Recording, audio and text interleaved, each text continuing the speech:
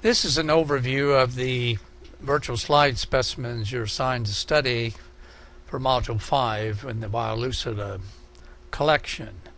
You can see there are 20 specimens altogether.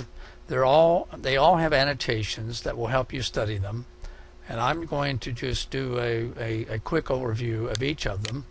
It's going to be the pineal body or gland, pituitary. There's the thyroid with a parathyroid on the edge of it, which is a very young parathyroid, and then an older parathyroid with fatty infiltration, an adrenal gland, a pancreas that is of an older individual with fatty infiltration, and then the testes showing the retestes, the prostate gland, actually two views of the prostate, one with the urethra highlighted, the other with the glandular area, the seminal vesicle, and the testes with the epididymis on it, and then the vas deferens within the spermatic cord along with blood vessels, and the ovary, the cervix, and a specimen of the uterus, and then two specimens of the mammary gland, one that is active where the glands are secreting milk, and the other inactive where you only see the ducts embedded in dense connective tissue,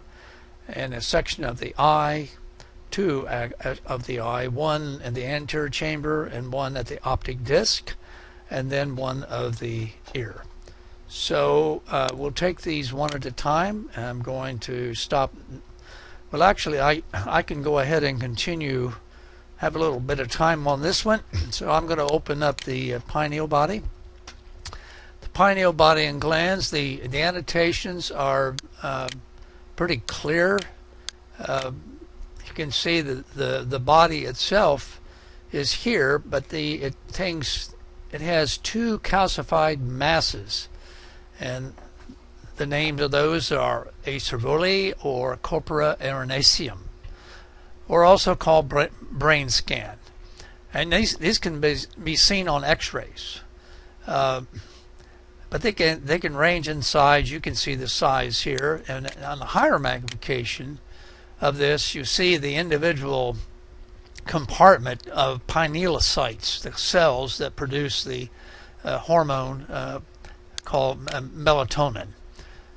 So just study these and be able to recognize whether it's pineal gland compared to pituitary, parathyroid, thyroid, etc., etc. So let's go on to the pituitary gland. Of course, this would be the main focus of your study of between the pineal gland and the pituitary. There's much more to digest or to learn about the pituitary gland. So we've outlined here on this very first annotation the pars distalis, the pars intermedia, and the pars nervosa. And so your job is to realize what cells are contained and what hormones are produced by these cells in the pars distalis, and some of these cells are also in the pars intermedia. The next annotation is going to take you at very high magnification, and you can see acidophils and basophils, and then you can see cells intermediate between those. Some of them have almost no staining at all, but others have a little bit of staining, and they're in the process of losing their granules or secreting their granules. They could have been a basophil or acidophil. Now this in the middle, sometimes there's a protein that is captured within, almost like an acinus, but this is not that common, but it does occur. So that's what this is here.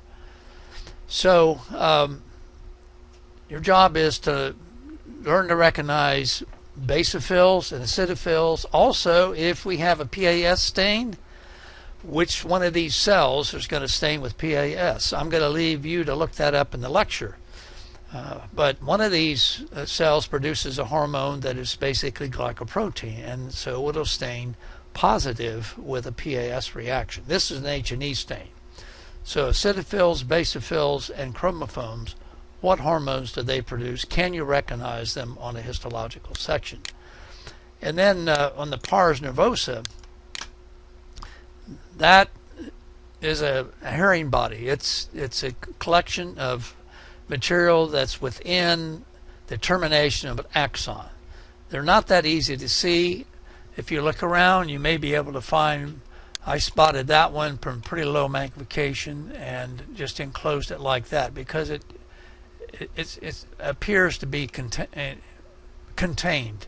I'm sure that there are others around. I'm not going to take time to find those, but you might look for some more examples.